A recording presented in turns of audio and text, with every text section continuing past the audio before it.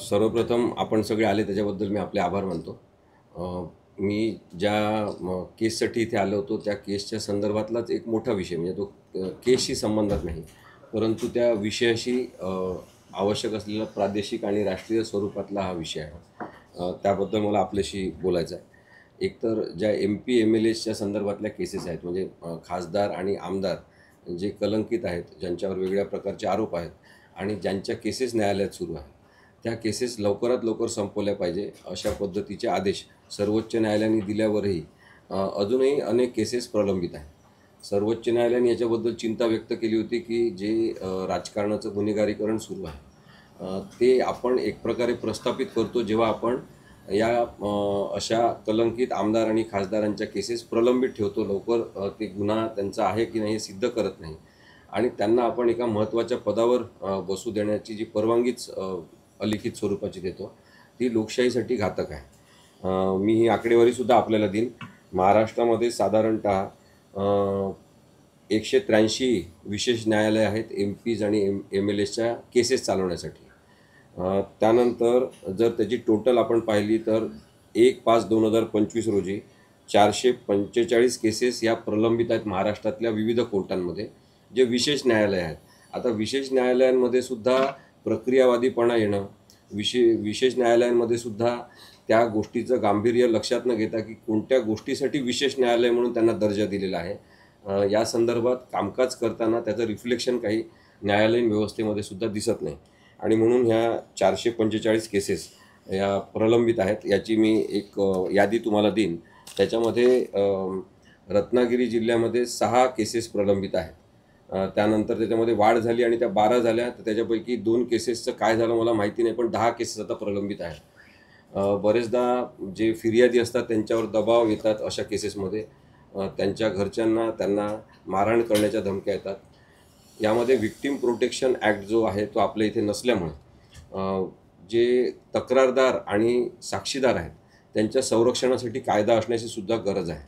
कारण की एकदा निवडून आलेले लोकप्रतिनिधी हे लोकांचे राहत नाही, ते सत्तेचे होतात किंवा ते संपत्तीचे होतात आणि त्यामुळे जे तक्रारदार आहेत ते एकाकी पडल्यासारखे ह्या केसेसमध्ये आढळतात. ही खूप मोठी उणीव या केसेसच्या कामकाजाच्या संदर्भात आहे की गुन्हेगारांच्या संदर्भातले गुन्हे सिद्ध होऊ नये यासाठी तक्रारदारांवर महाराष्ट्रात सगळीकडे दबाव आणण्यात येत आहेत. तर महाराष्ट्रामध्ये या 183 कोर्टांमध्ये 445 केस आहेत असं मी तुम्हाला सांगितलं. त्यात थोडी वाढ होऊन 447 आता झालेल्या आहेत अशी माहिती मला आत्ताच मिळालेली आहे. 447च्या आत आता 435 केसेस झाल्या आहेत असं सुद्धा सांगण्यात येतं. म्हणजे त्या आकडेवारीमध्ये सुद्धा न्यायालयीन व्यवस्थापनातून तफावत दिसते की किती केसेस नेमक्या आहेत, पण एवढं तरी नक्की आहे की त्या 450च्या जवळपास केसेस आहेत असं आपण समजू शकतो. हायकोर्ट रजिस्ट्रार जे आहेत त्यांनी या केसेसचं रेग्युलर इन्स्पेक्शन केलं पाहिजे. ही आवश्यकता सर्वोच्च न्यायालयाच्या केसमध्ये नमूद करण्यात आलेली होती. तरीसुद्धा या केसेसचं मूल्यांकन, निरीक्षण, परीक्षण किंवा सर्वेक्षण हे कसं केलं जाते या संदर्भात अजूनही काही माहिती उपलब्ध होत नाही. त्यामुळे गुन्हेगारी पार्श्वभूमी असलेले बरेच जण अजूनही अत्यंत आरामात मजेमध्ये ते आपल्या लोकप्रतिनिधीचा पदाचा वापर, गैरवापर आणि सत्तेसाठी वापर असा करत आहेत आपल्याला दिसते. या सगळ्या 400-450 केसेसपैकी 435 किंवा 445 जे असतील त्याच्यापैकी 34 केसेस या उच्च न्यायालयाने आणि सुप्रीम कोर्टाने स्टे दिल्यामुळे त्यांच्यावर स्थगिती मिळालेली आहे. आता स्थगिती म्हणजे कायमस्वरूपी आहे. स्थगितीचा वापर आपण कशाही पद्धतीने करायचा अशी प्रवृत्ती वाढलेली आहे. न्यायालयाने लक्षात घ्यायला पाहिजे की स्थगिती तात्पुरती असते. त्या स्थगिती या शब्दाचा अर्थ, स्टे या शब्दाचा अर्थच तात्पुरती स्थगिती असा आहे. त्या माणसाने 5 वर्षाची आमदारकी भोगायची, 5 वर्षाची खासदारकी उपभोगायची, मंत्रिपदावर राहायचं आणि तोपर्यंत निर्णयच लागू नये अशा पद्धतीची रणनीती म्हणून जर स्थगितीचा वापर केला जात असेल तर हायकोर्ट रजिस्ट्रार जे आहेत ते या सगळ्या जिल्ह्यांचे जे पालक न्यायाधीश असतात उच्च न्यायालयाचे त्यांना मला असं सांगायचं आहे की आपण या प्रकरणामध्ये गंभीरतेने लक्ष घातलं पाहिजे. कारण की हा कोणाविरुद्धचा प्रश्न नाही. जे आरोपी असतील त्याच्यामध्ये त्यांच्या विरुद्धचा हा केवळ मुद्दा नाही, तर हा लोकशाहीचा मुद्दा आहे. की आपल्याला कलंकित स्वरूपाची गुन्हेगारी पार्श्वभूमी असलेले लोक नको आहेत. मागील 5 वर्षामध्ये 35% पेंडन्सी या केसची वाढलेली आहे या केसेसची. मग पेंडन्सी ठेवणं हा राजकारणाचा भाग जर न्यायालयीन व्यवस्थापनात आणला गेला असेल तर त्यामागचा उद्देश हा आपल्याला सत्ता भोगता आली पाहिजे. गुन्हे आपल्यावर रजिस्टर असतील, केसेस आपल्या सुरू असतील तरी त्या कधी धीम्या गतीने चालल्या पाहिजे, कधी चालायलाच नको अशा पद्धतीने कायद्याचा वापर होत असेल तर त्याबद्दल आपल्याला दुःख झालं पाहिजे. संपूर्ण भारतामध्ये 80,765 केसेस या MPs आणि MLA विरुद्ध आहेत. ही भयानकता आहे आपल्या लोकशाहीची, आपल्या राजकीय लोकांनी केलेल्या अवस्थेची. 2023मध्ये 80,765 प्रलंबित केसेस आमदार आणि खासदारांवर भारतभर असतील तर किती मोठ्या प्रमाणामध्ये गुन्हेगारीकरण राजकारणाचं झालेलं आहे याची आपल्याला माहिती त्याच्यामधून मिळू शकते. स्पेशल कोर्टची संख्या वाढवण्याची गरज आहे. नंतर ज्या वेगवेगळ्या एजन्सीज आहेत म्हणजे पोलीस आहे, कधी इकॉनॉमिक ऑफेन्स असेल तर इकॉनॉमिक ऑफेन्स विंग आहे, कधी ED असेल तर ती आहे. या वेगवेगळ्या ज्या या इन्कम टॅक्स अथॉरिटी आहे, या सगळ्या ज्या एजन्सीज आहेत त्यांचं कॉर्डिनेशनसुद्धा या केसमध्ये असण्याची गरज आहे, जे दिसत नाही. म्हणजे पोलीस असा विचार करतात, इन्कम टॅक्सवाले असा विचार करतात, एन्फोर्समेंट डायरेक्टरेटवाले EDचे असं विचार करतात की आम्ही गुन्हा दाखल केला, आमचं काम झालं. पण तेवढ्यावरच ते होत नाही, तर त्यांनी न्यायालयीन व्यवस्थापनामध्ये सहभाग घेतला पाहिजे. कॉर्डिनेशन नसणं आणि त्यातून अन्याय होणं हे अत्यंत चुकीचं आहे. एक रिट पिटिशन 684/2016 ही सर्वोच्च न्यायालयात झाली होती, ज्याच्यामध्ये काही महत्त्वाचे विषय सर्वोच्च न्यायालयाने घेतले. सेक्शन 8 आणि सेक्शन 9 जे आहे रिप्रेझेंटेशन ऑफ पीपल्स ॲक्टचं, त्याच्याबद्दल विचार झाला पाहिजे अशी एक याचिका दाखल करण्यात आली होती. त्याच्यात सर्वोच्च न्यायालयाने जे दुःख व्यक्त केलं, ज्या भावना व्यक्त केल्या त्या सगळ्या भारतीय लोकांच्या आहेत असं मला वाटते. इथे बसलेल्या पत्रकारांच्या त्या आहेत, सगळ्या ऐकणाऱ्या लोकांच्या त्या आहेत की सेक्शन 8नुसार त्यांनी असं सांगितलेलं आहे की शिक्षा सुनावलेल्या लोकांना 6 वर्ष बॅन करण्यात येईल. म्हणजे 2 वर्ष किंवा त्याच्यापेक्षा जास्त शिक्षा लागली असेल तर रिप्रेझेंटेशन ऑफ पीपल्स ॲक्टच्या लोकप्रतिनिधित्व कायदा कलम 8नुसार 2 वर्षापेक्षा जास्त शिक्षा लागली की त्या व्यक्तीला 6 वर्ष निवडणूक लढवण्यात येणार नाही. मग आता 6 वर्षच का असा प्रश्न लोक विचारतात. 6 वर्षच का असा प्रश्न न्यायालयात विचारण्यात आला. म्हणजे 6 वर्षामध्ये तो माणूस शुद्ध होणार आहे का? कोणती शुद्धतेची काही प्रोसेस तुम्ही तयार केलेली आहे का? त्यांनी काहीतरी प्रायश्चित्त करावं अशी आपली जी धार्मिक योजना असते सगळ्या हिंदू धर्मामध्ये की प्रायश्चित्त आपण म्हणतो, ते प्रायश्चित्त करण्याची काही योजना आहे का? तो माणूस शुद्ध झाला असं कसं समजायचं 6 वर्षांनी? आणि 6 वर्षच का? लाईफ टाईम बॅन का त्याच्यावर नाही? असा प्रश्न सर्वोच्च न्यायालयामध्ये उपस्थित करण्यात आला, जो कन्सिडरेशनसाठी विचार करण्यासाठी घेण्यात आलेला आहे. आणि त्याच्यामध्ये सर्वोच्च न्यायालयाने सुद्धा हेच सांगितलं की जर एखादा सरकारी कर्मचारी असेल आणि त्यांनी भ्रष्टाचार केला असेल, त्याच्यावर गुन्हा सिद्ध झाला असेल, त्यांनी कोणता गुन्हा केला असेल आणि गुन्हा सिद्ध झाला असेल तर त्या माणसाची नोकरी जाते, त्या माणसाला सस्पेंड केलं जाते, टर्मिनेट केलं जाते, त्याची नोकरी राहत नाही. नंतर आयुष्यभर तो तिथे नोकरी करू शकत नाही, त्याला कुठेतरी खाजगी वगैरे नोकरी करावी लागते. मग एक न्याय हा पब्लिक सर्वंट असलेल्या या लोकांसाठी जे सरकारी नोकर आहेत किंवा कोणत्याही नोकरीत आहेत, आणि दुसरा पब्लिक सर्वंटच्याच डेफिनेशनमध्ये येणारे हे लोकप्रतिनिधी आहेत त्यांच्यासाठी वेगळा नाही. असं चालेल का? हा प्रश्न आहे भारतीय लोकांसमोर, आपल्या सगळ्यांसमोर, की आपल्याला जर कायद्याची समान वागणूक पाहिजे असेल आणि समानता सगळ्यांप्रती पाहिजे असेल तर लोकप्रतिनिधींना सुद्धा समान कायदा लावला पाहिजे. 6 वर्ष बॅन म्हणजे काय? त्यांना जन्मभरासाठी अशा प्रवृत्तीच्या लोकांना बॅन केलं पाहिजे, तरच आपण राजकीय प्रक्रिया जी आहे ती शुद्धतेकडे नेऊ शकतो. हळूहळू हे असे लोक बॅन करत नेले तर आपल्याला शुद्धता येताना दिसेल. कदाचित काही नवीन बदमाश येतील, नवीन वाईट प्रवृत्तीचे लोक येतील, पण निदान त्यांच्यावर वचक राहील की आपण लाईफ टाईमसाठी बॅन होऊ शकतो, हे आपण करायचं नाही. हा जो दरार आहे कायद्याचा तो तयार करणं अत्यंत आवश्यक आहे. त्यांनी हे सुद्धा म्हटलं की जे लॉ ब्रेकर्स आहेत त्यांना तुम्ही लॉ मेकर्स म्हणून कसं प्रस्थापित करू शकता? जे कायदाच मोडतात त्यांना परत कायदा करणारे प्रतिनिधी म्हणून आपण मान्यता द्यायची, ही लोकशाहीची विटंबना ठरते असं सुद्धा सर्वोच्च न्यायालयाने नमूद केलेलं आहे. दुसरी गोष्ट याच्यामध्ये आहे की सेक्शन 8 जे आहे ते आणि मग त्याच्यापुढे सेक्शन 9 त्यांनी सांगितलं की 2 वर्ष किंवा त्यापेक्षा जास्त शिक्षा लागली लोकप्रतिनिधीला तर तो अपात्र, डिस्क्वालिफाईड आहे. मग आता भारतीय नागरिक म्हणून आपल्यासाठी प्रश्न आहे सगळ्यांसाठी की आपण अपात्र लोकांच्या मार्फत राज्यव्यवस्था चालवणार आहे का? कोणते अपात्र हे ते अपात्रतेचं प्रकरण तर वेगळं सुरू आहे. हे मी म्हणतो ते गुन्हेगारी पार्श्वभूमी असलेले अपात्र लोक त्यांच्यातर्फे हे राजकारण आणि लोकशाही चालू शकत नाही, हे सुद्धा सांगायला पाहिजे असं मला वाटते. सुप्रीम कोर्टाने गाईडलाईन्स तयार केलेल्या आहेत. त्या गाईडलाईन्सचं काही अंमलबजावणी झाली पाहिजे.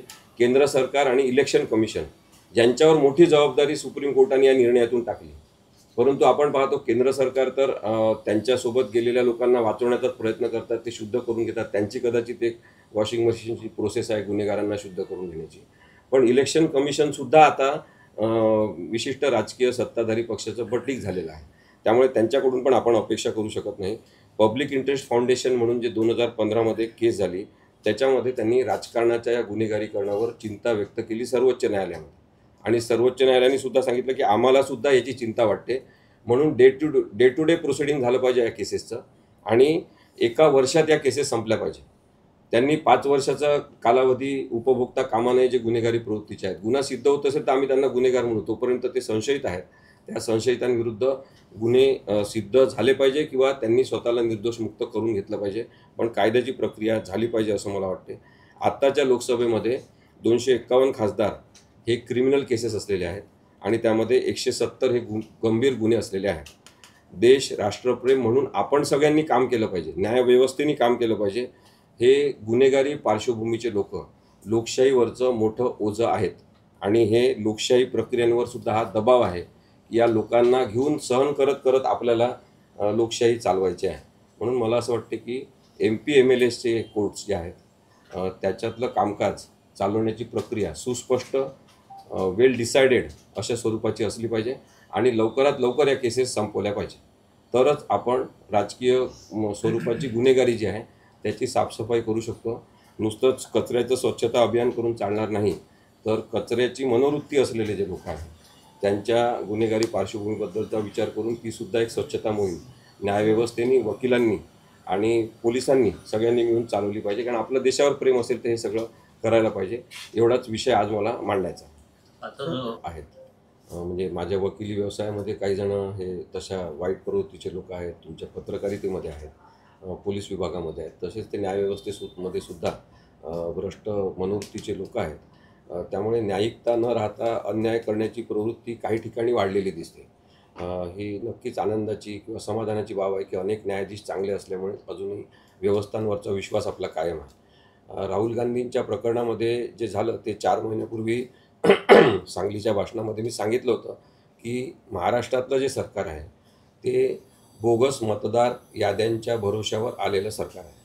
हे मी म्हणण्याचं कारण काय की माझ्याकडे ज्या इलेक्शन पिटिशन सध्या आहेत त्याच्यामध्ये कागदपत्र आहेत जे राहुल गांधींनी दाखवले तशाच प्रकारचे कागदपत्र आहेत की एकाच घरामध्ये एकाच व्यक्तीचं नाव 15 वेळा लिहिलेलं आहे, एकाच घरामध्ये 40 माणसं दाखवलेली आहेत, एकच आधार कार्ड, एकच नाव आणि एकच पत्ता, एकच फोन नंबर अशावर नावं रजिस्टर असलेली यादीच्या यादी आहे. जे मतदार आहेत आपल्याला मतदान करणार नाहीत त्यांचे नावं अत्यंत नियोजनबद्ध पद्धतीने रद्द करण्यात आलेले आहे, मतदार यादीतून काढून टाकलेले आहे. म्हणजे 35,000 मतं एकेका मतदारसंघातले काही ठिकाणी डिलीट झालेले आहे.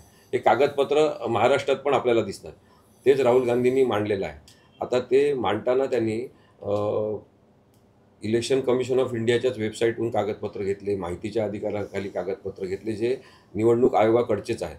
मग निवडणूक आयोगाकडचे ते कागद नसतील समजा, तर राहुल गांधींना प्रतिज्ञापत्र करण्यापेक्षा इलेक्शन कमिशननीच एक प्रतिज्ञापत्र करावं, भारतासमोर सादर करावं की हे जे कागदपत्र सादर केले आहेत ते आमचे नाहीत आणि आमच्या नसलेल्या कागदपत्रांवर यांनी भाषणबाजी केलेली आहे, आणि मग राहुल गांधींवर एक गुन्हा दाखल करावा. म्हणजे नेहमी राहुल गांधींनी किंवा ज्या लोकांनी म्हटलेलं आहे की लोकशाहीसाठी काहीतरी स्वच्छता आवश्यक आहे त्यांनीच कोर्टात का जायचं? त्यांच्यावर गुन्हे दाखल करा, ते सिद्ध करतील की आमच्यावर गुन्हा कसा चुकीचा आहे म्हणून. पण याच्यावर मला असं विचारायचं की सुप्रीम कोर्ट याच्यावर सुमोटो ऍक्शन घेत नाही का? म्हणजे सुमोटो ही दखल का नाही घेतली किंवा घेतली पाहिजे का राहायचं? हे प्रकरणाने ते स्वतःहून दखल घेण्याचं अत्यंत गंभीर आणि आवश्यकतेचं तातडीचं प्रकरण आहे. सर्वोच्च न्यायालय याच्यावर दखल घेऊ शकते, सगळे उच्च न्यायालय याची दखल घेऊ शकतात, स्वतःहून सुमोटो कॉग्निझन्स घेऊन याच्याबद्दलची पिटिशन ते दाखल करून घेऊ शकतात, सरकारला ते प्रश्न विचारू शकतात. परंतु प्रश्न किंवा मुद्दा हाच आहे की सरकारला, सत्तेला आणि ताकदीला प्रश्न विचारण्याची हिंमत कोणामध्ये आहे. त्यामुळेच तर मग माझं हे सतत म्हणणं आहे की न्याय जो आहे तो चांगल्या न्यायाधीशांच्या शोधात आहे भारतामध्ये. त्यामुळे तसं माझा झालं तर दुसरा प्रश्न असा आहे की हा जर प्रश्न तडीस लावायचा असेल तर मग स्वतः राहुल गांधींनी जर ॲफिडेव्हिट दिलं तर अधिक सोयीस्कर होईल का? राहुल गांधींनीच ॲफिडेव्हिट काय द्यायचं, म्हणजे माझं काय म्हणणं आहे, त्यांना त्या प्रश्न जर तडीस लावायचा असेल तर कोणीतरी पुढाकार घेतला पाहिजे. नाही, त्यांनी त्यांचं म्हणणं मांडलेलं आहे आणि इलेक्शन कमिशनला जर ते कागद त्यांचे नाही असं वाटत असेल तर त्यांनी गुन्हे नोंदवावे राहुल गांधीवर. पण प्रत्येक वेळेस तुम्हीच प्रतिज्ञापत्र करा, तुम्हीच ते सिद्ध करा आणि नंतर, म्हणजे मी तुम्हाला हे अत्यंत जबाबदारीने सांगतो की एका महत्त्वाच्या केसमध्ये महाराष्ट्रातल्या इलेक्शन कमिशननी काही कागदपत्र हे गायब केलेले आहेत. जेव्हा आम्ही गेलो प्रत्यक्ष बघायला तिथे कागदपत्र होते. माहितीच्या अधिकाराखाली अर्ज केला तेव्हा त्यांना माहीत झालं की ही महत्त्वाची माहिती मागत आहे. ते त्यांनी 2 महत्त्वाचे कागदपत्र गायब करून टाकलेले आहेत. त्यामुळे मग आता प्रतिज्ञापत्र दाखल करा म्हणायचं, नंतर आपल्याच ताब्यातले कागदपत्र त्यांनी काढून घ्यायचे किंवा गायब करायचे. असं झालं तर कोण जबाबदार असणार आहे? वेबसाईट का बंद केली इलेक्शन कमिशन ऑफ इंडियाने? पारदर्शकता नको आहे त्यांना. मग पारदर्शकता नको असलेल्या लोकांनी सांगायचं पारदर्शकतेची मागणी करणार आहे ना, तुम्ही प्रतिज्ञापत्र दाखल करा, मग त्यांनाच दोषी धरायचं. अशा प्रकारे यंत्रणा राबवायची असेल ते गुन्हेगारीकरण जे आता ते लोक ओळखायला लागलेले आहेत. त्यामुळे मला असं वाटतं की अत्यंत गंभीर आरोप केलेला आहे. आणि रामाचं नाव घेऊन आपण रामराज्य आणण्याची कल्पना जेव्हा मांडतो तेव्हा हे लक्षात घ्यायला पाहिजे की एका धोब्याच्या शंकेवरून सीतेला अग्निपरीक्षा द्यायला लावली होती. हा इतिहास जर असेल आणि आपण जर रामराज्याची संकल्पना मांडत असतो, हिंदुत्व, रामराज्य वगैरे म्हणून सतत, तर मग शंका घेतलेली आहे, अत्यंत व्हॅलिड मुद्देसूद कागदोपत्री शंका घेतलेली आहे. मग तुम्ही आता अग्निपरीक्षा द्या आणि तुम्ही हे सिद्ध करा. उद्धव बाळासाहेब ठाकरे केसमध्ये तुम्ही आता अलीकडे काही स्टेटमेंट दिले की शिंदे यांचं सरकार केवळ सप्टेंबर ऑक्टोबरपर्यंत आहे. या ह्याच्यावर तुम्ही ठाम आहे तर तुम्हाला विश्वास आहे? उभाटाकडे काही सर्वोच्च न्यायालयाकडून निकाल लागेल त्यावर, म्हणजे कसं आहे, तुमचा बोलण्याचा मतिदार तर तोच होता. हो बरोबर. नाही, कसं झालं आहे की सर्वोच्च न्यायालयातलं वातावरण खरंच बदललेलं आहे. हे आपल्याला मान्य करायला पाहिजे. आणि नेतृत्वामध्ये बदल झाला की सगळ्या खाली ते पर्क्युलेशन होते की आपला उद्देश न्यायिक व्यवस्थापनाचा जो आहे, न्यायालयाचा जो आहे, तो अत्यंत न्यायिक असला पाहिजे. आणि तशा प्रकारची प्रक्रिया आता सुरू झालेली आहे. कारण की जेव्हा तेलंगणाच्या संदर्भात आपण विचार करतो की 10 आमदार BRSचे फोडण्यात आले आणि ते काँग्रेसमध्ये गेलेले आहे, तर त्यांच्या अपात्रतेची सुनावणी 3 महिन्यात घ्या असे आदेश जे दिलेले आहेत, म्हणजे आधीच्यासारखे मिळमिळीत आदेश नाही आहेत. शक्य तेवढ्या लवकर सुनावणी घ्या असं नाही आहे. ज्याचा गैरवापर परत राहुल नार्वेकरांनी ते इथलं महाराष्ट्रातलं मॅटर पेंडिंग ठेवलं होतं विधानसभा अध्यक्ष म्हणून, तसं हा आदेश नाही आहे. त्यांना 3 महिन्यात म्हणजे 90 दिवसात याच्यावर निर्णय घ्यायचा आहे. आणि त्याच्यामध्ये जे वक्तव्य केलेलं आहे सर्वोच्च न्यायालयाने, ते म्हटलेलं आहे की 10वं शेड्यूल हे काही केवळ बघण्यासाठी नाही आहे, तो गमतीचा भाग नाही आहे, तर तो संविधानाचा अविभाज्य भाग आहे. मग जर अपात्रतेसंदर्भातली प्रक्रिया सांगितली असेल तर ती झाली पाहिजे आणि त्यानुसारच अपात्र लोकांनी नेहमी बसून राहायचं आणि त्यांच्यावरची प्रक्रिया किती काळासाठी सुरू राहील हे नसलं पाहिजे. हे जे सर्वोच्च न्यायालयाने म्हणजे जस्टिस भूषण गवई यांनी मत व्यक्त केलेलं आहे, त्याच लाईनवर आता ही प्रक्रिया चालणार असेल तर एवढं नक्की आहे की जे जस्टिस सूर्यकांत म्हणाले त्या दिवशीच्या हिअरिंगमध्ये की शिवसेनेचं केवळ प्रकरण हे धनुष्यबाण, पक्षचिन्ह याबद्दलचं आम्ही आता घेणार नाही, तर एकत्रित सुनावणी घेऊ अपात्रतेच्या निर्णयाच्या संदर्भात राहुल नार्वेकरांनी केलेल्या चुकांची. आणि एकत्रित सुनावणी जर होणार असेल तर मला वाटते की आता न्यायालय निर्णय देणार आहे. आणि निर्णय जर संविधानिकच होणार आहे याची आपण शाश्वती बाळगली तर संविधानिक निर्णय हाच आहे की एकतर शिवसेनेचं धनुष्यबाण हे पक्षचिन्ह गोठवलं पाहिजे किंवा ते एकनाथ शिंदेकडून काढून घेतलं पाहिजे. दुसरी गोष्ट म्हणजे संविधानिक उद्देशाची पूर्तता करण्यासाठी एकनाथ शिंदेंसोबत जे गेले होते सगळेजण पळून ते अपात्र आहेत. ते वेगवेगळ्या वेळेस गेलेले आहे, 1/3 बहुमताने ते फुटलेले नाही आहेत. त्यांना वेगवेगळ्या आमिषाखाली, दबावाखाली, चौकशीच्या प्रक्रियांखाली बोलवण्यात आलं, जमा करण्यात आलं. अनायसे ते 40च लोक जमले होते, अलिबाबा आणि 40 चोरसारखे. त्यामुळे या सगळ्या प्रकरणामध्ये असाच निर्णय होईल की उद्धव ठाकरेंची बाजू ही संविधानिक असल्यामुळे तसा निर्णय झाला तर मग गणित बदलणार ना महाराष्ट्रातलं.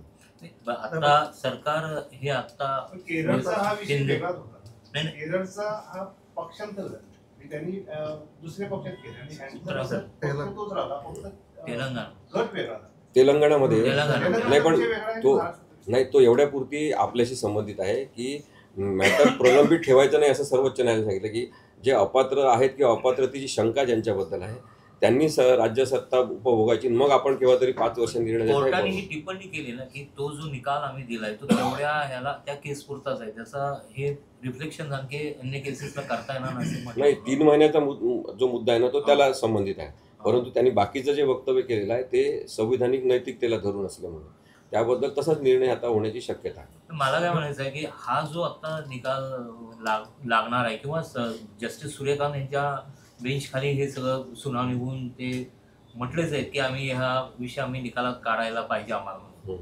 अशी टिप्पणी सप्टेंबर ऑक्टोबरला आपल्या म्हणण्याप्रमाणे. त्यात कसा मुद्दा एवढाच आहे, तुमचं म्हणणं अगदी बरोबर आहे आणि सगळ्यांचा समज सुद्धा तोच आहे की आता पात्र अपात्र ठरून काय करणार. आता ठरवणं याच्यासाठी महत्त्वाचं आहे की पूर्ण भारतभर ज्यांच्याजवळ पैसे असतील, खूप जास्त पैसा आहे, त्यांनी कोणालाही तुम्ही कोणी पण निवडून या, आम्ही तुम्हाला फोडू, आम्ही तुम्हाला विकत घेऊन आमची बहुमताचं सरकार स्थापन करू, अशी प्रक्रिया चालणार आहे का, हा मुद्दा आहे. त्यामुळे त्याच्याबद्दल सर्वोच्च न्यायालयाने निर्णय देणं आवश्यकच आहे. दुसरी गोष्ट आहे की शिवसेना कोणाची याबद्दल जो निर्णय राहुल नार्वेकर यांनी दिला किंवा इलेक्शन कमिशननी त्याला अधोरेखित केलं सुरुवातीला, तो निर्णय बरोबर होता का याची सुद्धा चिकित्सा त्या पात्रता अपात्रतेच्या प्रकरणातून होणार आहे. कारण त्याच्यामध्ये 2-3 गोष्टी त्यांनी थेट नमूद केलेल्या आहे की राज्यपालांनी राजकीय स्वरूपाचा सहभाग घेतलेला आहे, राज्यपालांनी लोकशाहीने स्थापन केलेली सत्ता उलटवून टाकण्यात मदत केलेली आहे, राज्यपालांची भूमिका चुकीची आहे. त्यांनी हे सुद्धा सांगितलं की बहुमताची चाचणी इन्व्हाइट करण्याचा राज्यपालांना काहीच अधिकार नव्हता, त्यांची चूक आहे ती, हे सुद्धा त्यांनी सांगितलं. म्हणजे राज्यपालांनी काय काम केलं पाहिजे की त्यांनी मंत्रिमंडळ जे आहे त्यांच्या सल्ल्यानुसार काम करण्याची भूमिका आहे संविधानिक. मग यांनी स्वतःहूनच बहुमताची चाचणी ऑर्डर केली, ते तसं करता येत नाही आणि त्याबद्दल सुद्धा सर्वोच्च न्यायालयाने म्हटलेलं आहे. मग सर्वोच्च न्यायालयाने हे सुद्धा म्हटलं आहे की गटनेता ठरवत असताना उद्धव ठाकरे यांच्या सहीने जो गटनेता नेमण्यात आला होता तो बरोबर आहे हे सुद्धा म्हटलेलं आहे. मग तोच जर गटनेता बरोबर आहे तर मग शिवसेना कोणाची हा सुद्धा निकाल त्याच्यामध्ये लागतो आपोआप. आणि त्यामुळे 2 गोष्टी आहेत की विधिमंडळ पक्ष आणि काय म्हणतो आपण पक्ष जो म्हणून स्थापित होतो संघटना, तर पक्ष संघटना ही महत्त्वाची आहे आणि विधिमंडळ पक्षाचं आयुष्य केवळ 5 वर्षाचं आहे, ते नवीन निवडून येतात दरवर्षी. त्यामुळे विधिमंडळ पक्षातलं बहुमत बघू नये असा साधारणतः संविधानिक कल आत्तापर्यंत जो होता तो उलटापालटा करण्याचा प्रयत्न विधानसभा अध्यक्षांनी केलेला आहे. दुसरं त्यांनी महत्त्वाची चूक केलेली आहे, गंभीर म्हणावं लागेल त्याला, की सर्वोच्च न्यायालयाने हे प्रकरण पाठवलं पक्षांतर बंदीचं आहे म्हणून. यांचं म्हणणं आहे पक्षांतर्गत वादाचं आहे म्हणून त्यांनी कोणालाच पात्र अपात्र ठरवलं नाही. ते म्हणतात कोणीच डिस्क्वालिफाईड नाही. सगळेच आता तिथे राज्य करून गेले. ते 2.5 वर्षाचं बेकायदेशीर सरकार होतं तेव्हा. आता गमतीचा भाग मी काल ॲडव्होकेट संतोष आवले सरांना सांगत होतो की भरत गोगावले आणि एकनाथ शिंदे सोबतच्या सगळ्यांनी तात्काळ त्याच्यानंतर एक पिटिशन केलेलं आहे मुंबई उच्च न्यायालयामध्ये, जे प्रलंबित आहे, जे आता आम्ही मागणी करणार आहे की लवकर लावा. ते त्यांनी काय म्हटलं त्याच्यात की राहुल नार्वेकर यांनी दिलेला निर्णय चुकीचा आहे, असं त्यांनी स्वतःच म्हटलेलं आहे.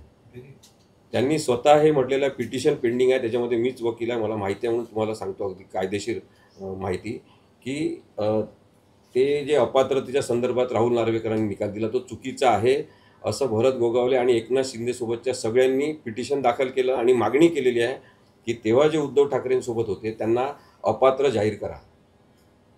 मग आता एकतर हे निर्णय चुकीचा आहे आणि ते अपात्र जाहीर करा, या दोन्हीची जे ताळमेळ आहे तो कायदेशीर लागत नाही. त्यामुळे नुसतं कायदेशीर कृत्यांसाठी न्यायालयाचा वापर करायचा हे अत्यंत घृणास्पद आहे असं माझं म्हणणं. समजा पूर्ण महाराष्ट्रामध्ये काय चाललंय हे सगळ्यांना माहिती आहे. बरेच जण विरोधकांमध्ये आवाज वगैरे उठवतात. कोर्टाची पायरी चढायला सामान्य माणूस घाबरतो. इलेक्शन कमिशन असू देत किंवा ईडी वगैरे ह्या सगळ्या गोष्टींना सामान्य माणसं घाबरतात. तुम्ही जसं म्हणता त्याप्रमाणे नागरिकांची एक प्रकारे ही फसवणूकच आहे. म्हणजे क्रिमिनल असलेल्या माणसाला आमदार करायचा आणि तो आपल्यावर 5 वर्ष राज्य करणं हा प्रकार चालू. याच्यामधून ह्या प्रकरणामध्ये नागरिकांमधून उठाव होण्याची काय गरज आहे असं तुम्हाला वाटतं का, किंवा तो कशा प्रकारे व्हायला पाहिजे? नाही, शांततेच्या आणि अहिंसक मार्गाने नागरिकांनी उठाव केला पाहिजे. नाहीतर मग जनसुरक्षा कायद्याखाली अटक करण्याची योजनासुद्धा सरकारने तयार करून ठेवलेली आहे. म्हणून मला असं वाटतं की लोकशाही मार्गाने उठाव झाले पाहिजे, नकार आपण नोंदवला पाहिजे. तुमच्यासारख्या पत्रकारांच्या माध्यमातून तो संदेश सगळीकडे गेला पाहिजे की आपलं लोकशाही आपली सगळ्यांच्या मालकीची आहे. ही कोणाच्या सत्ताधारी पक्षाच्या किंवा विरोधी पक्षाच्या मालकीची नाही. ते येतात आणि जातात आणि ते सगळ्या पक्षांमध्ये एकमेकांच्या जात असतात हे आपल्याला माहीत झालेलं आहे. त्यामुळे एक कोणता तरी पक्ष फार वाईट आणि एक कोणता चांगला आहे असं न म्हणता आपण लोकशाहीच्या शुद्धीकरणासाठी प्रामाणिकपणे काम केलं पाहिजे. ज्या वेळी जे संविधानिक असतील त्या बाजूनी आपण उभं राहिलं पाहिजे. म्हणजे उद्या जर एकनाथ शिंदेंची खरोखर बाजू संविधानिक असेल, अमित शहांची खरोखर संविधानिक असेल, तर मी तर त्यांच्या बाजूनी पण उभा राहील. परंतु तुम्ही संविधानिक वागून तर दाखवा, थोडं एक दिवसासाठी तर वागून दाखवा. दररोज असंविधानिक वागायचं, दररोज घटनाबाह्य वक्तव्य करायचे, त्या संसदेमध्ये ज्या पद्धतीचे भाषणं अमित शहा करतात अत्यंत आक्षेपार्ह आहे. चुकीची माहिती देतात, कोणी पण केव्हाचाही जन्म केव्हाही करतात ते कोणाचाही, आणि ज्या पद्धतीने ते नुसतेच इतरांना चिडवणे, डिवचणे, त्यांना घालून पाडून बोलणे, हे अशा प्रकारचं काही डॉक्टर आंबेडकरांनी अपेक्षित केलं नव्हतं कामकाज. ते अत्यंत संसदेचा जो अपमान आहे तो लोकशाहीचा सुद्धा अपमान आहे. पंतप्रधान मोदी तिथे हजर राहत नाही संसदेमध्ये, बाहेर फिरायला जातात कुठे पण, आणि त्याचा काही उपयोग पण होत नाही आपल्याला. जबरदस्तीने सेकंड करतात इतरांची. म्हणजे किती आपण प्रतिमाहनन करून घेणार स्वतःचं, हा पण मुद्दा सर, महत्त्वाचा. या सगळ्या याच्यामध्ये आणि वर्षापूर्वीचं सगळं फोडाफोडीचं काय विक्री खोके वगैरे सगळ्या गोष्टींची टीका झाली. पण इलेक्शनला लोकांना हे सांगू की इलेक्शनला ते भरपूर मताने पुन्हा त्यालाच लोकांनी निवडून दिलं. आता ह्या सगळ्याचा उद्भव झालाय त्याला जोडून येईल. तुम्ही म्हटलात तसं की लोकशाही मतदानाला महत्व आहे. गुन्हेगारी प्रवृत्ती असलेले आता कितीतरी निवडून लोकांनीच दिले, त्याला काय म्हणायचं? लोकांनी तर निवडून दिले त्यांना. नाही बघा, आता समजा काही जणांनी हे पण म्हटलं की राहुल गांधींना एवढं माहिती आहे की सगळेच बोगस झालेलं आहे, मतदार याद्या बोगस झाल्यात, मग मतदानावर बहिष्कार तुम्ही टाकणार का असं विचारतात ना त्यांना. मतदानांवर इतर पक्षांनी बहिष्कार टाकला पाहिजे हीच तर योजना आहे त्यांची. साहेब, मग आता याच्यामध्ये कसं यापूर्वी सुद्धा काँग्रेस असू दे किंवा भाजप किंवा इतर सरकार त्यावेळी सुद्धा आले क्रिमिनल असण्याची संख्या कितीतरी जास्त आहे. आणि दुसरी गोष्ट आपण हे मतदार याद्यांचं बघा, आता मी तुम्हाला सांगतो की भाजपला निवडून का दिलं 2014 मध्ये? का निवडून दिलं? त्यांनी म्हटलं होतं स्पष्ट नीती सही दिशा, त्यांनी म्हटलं होतं पारदर्शकता, हे म्हटलं होतं म्हणून निवडून दिलं. ना आपण सगळेजण कंटाळलो होतो ना काँग्रेसला आणि बाकी सगळ्या पक्षांना, कारण की त्यांनी बदमाशा केल्या होत्या. त्यांच्या बदमाशीची शिक्षा त्यांना देण्यासाठी तर आपण सत्ता परिवर्तन घडून आणलं. मग जे सत्ता परिवर्तन ज्या कारणासाठी केलं त्यांनी अजून जास्त बदमाशी करायची, आणि त्यावेळेस असं झालं, नेहरूंनी तसं म्हटलं, यांनी तर असंच करत राहणार का आपण? आपल्याला आत्ताच्या कालावधीत जगायचं आहे ना, आत्ताच्या कालखंडात जगायचं आहे. आत्ता आपल्याला शुद्धता पाहिजे. मग हे सगळे राजकीय पक्षच बॅन करायचे का? आपण विचार केला पाहिजे सगळ्यांनी. लोकशाहीवर आपला अधिकार असेल तर आपण कुठेतरी चांगली प्रक्रिया आणली पाहिजे, चांगल्या लोकांना आणलं पाहिजे. ते तेव्हा असं होतं ना आता असं आहे वगैरे असं म्हणण्यात अर्थ नाही. सगळे संध्याकाळी दुसऱ्या पक्षात जातात, सकाळी तिसऱ्याच पक्षात असतात. आपण लोक म्हणून विचार केला पाहिजे, एवढंच माझं म्हणणं. सर, मगाशी तुम्ही उल्लेख केलात रत्नागिरीचा, म्हणजे गुन्हेगारी पार्श्वभूमी असलेले रत्नागिरी काही राजकारणी अजूनही सत्तेत आहेत किंवा मग सत्तेबाहेर आहेत, त्यासंबंधी काही तुम्ही काय लढणार आहात? त्यांची काही नावं आहेत का तुमच्याकडे? नावं म्हणजे त्यांच्यावर केसेसच आहेत ना. आता इथे मी ज्यांच्या विरुद्ध केस चालवायला आलो त्यांचं नाव आहेच त्याच्यात, आरोपी नंबर 1 सिंधुदुर्गात आहे, रत्नागिरीत आहेत. म्हणजे एवढी गुंडागर्दी नाही करायला पाहिजे ना सारखं सारखं. त्यांचेच लोक सांगतात की भाऊ असेच आले का वरती, त्यासाठी मोठे गुन्हे करावे लागतात, खून करावं लागतात, त्यांच्याच लोकांनी म्हटलेलं आहे. आता अमेरिकेमध्ये असं असताना तुमच्या पत्रकारांमार्फत दाखवलं गेलं असतं की नाही वक्तव्य, किंवा संसदेमधलं किंवा विधानसभेतलं भाषण जे असते ना, त्याचा पुरावा म्हणून तिथली व्यवस्था, न्यायव्यवस्था लगेच स्वीकार करते आणि लगेच त्यांनी कारवाई केली असती. जो यांनी प्रश्न विचारला तो अत्यंत महत्त्वाचा आहे. कोणीतरी हलवा जाऊन प्रत्यक्ष, तेव्हाच आम्ही दखल घेणार, हे अशी व्यवस्था नसते. लोकशाही आपली आहे तर आपण काम केलं पाहिजे त्यासाठी. जनसुरक्षा कायद्याचा तुम्ही मगाशी जागा उल्लेख केला.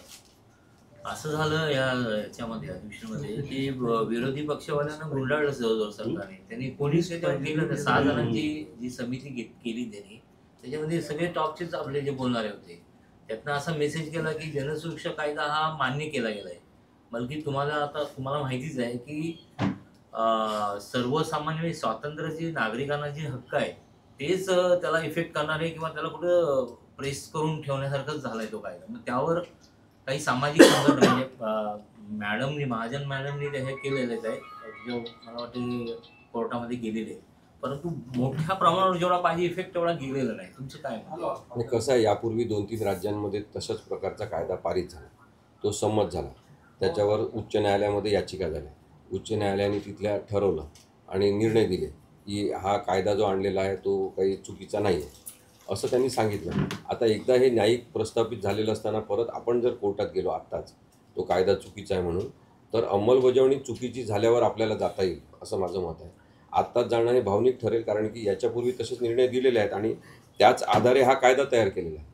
म्हणून आत्ता त्याच्याबद्दलचं काही न म्हणता त्याची अंमलबजावणी जर भेदभावपूर्ण झाली, विषमतापूर्ण झाली, अन्यायकारक झाली, मुद्दामून काही लोकांना टार्गेट करून म्हणजे त्यांना लक्ष्य करून तशा प्रकारची कायद्याचा वापर झाला, पोलिसांचा गैरवापर झाला, तर तेव्हा आपण ते केस वेगळ्या प्रकारे. तुमचं लक्ष आहे त्याच्यावर हो, थोडक्यात मला खूप जणांनी संपर्क केला, पण मी काही तिथे सांगता करणार. बऱ्यापैकी कायदा हा भेद करून ठेवलेला आहे, म्हणजे त्याला आता जाऊन लगेच उपयोग पण होणार. नाही राजू, बऱ्यापैकी कायदाच भेद करून उजव्या विचारसरणीचे असं म्हटलं तर चालेल का काय आपल्याला? ते समजून माझं काय नाही. म्हणणं आहे, सगळ्या ते- प्रकारच्या विचारधारा जिवंत राहिल्या पाहिजे, त्याचा आदर केला पाहिजे, त्यांना कोणतंही गुन्हेगारीकरण करता कामा नये.